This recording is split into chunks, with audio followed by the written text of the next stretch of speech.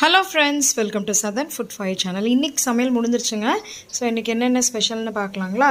இன்றைக்கி வந்து first special வந்து காலிஃப்ளவர் பஜ்ஜி. காலிஃப்ளவரும் நம்ம பஜ்ஜி மாவும் சேர்ந்து இன்ஸ்டன்ட் பஜ்ஜி மாவு தாங்க.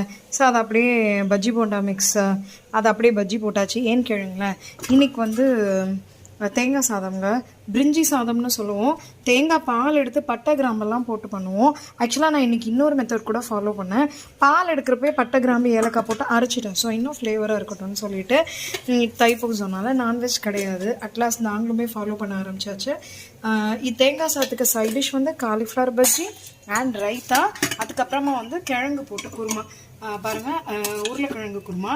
ஏன்னா டெய்லி காரக்குழம்பு சாம்பார் எல்லாம் வச்சாச்சு. இன்றைக்கி சாம்பார் வச்சா வீட்டில் வெளுத்துருவாங்க பாப்பா. நானே சாப்பிட மாட்டேன். அதனால் அப்புறம் இன்றைக்கி தைப்பூசம்னால நம்மளால் முடிஞ்ச பிரசாதம் கொழுக்கட்டை தான் முருகருக்கு. இனிமேல் தான் சாமி கும்பிடும்.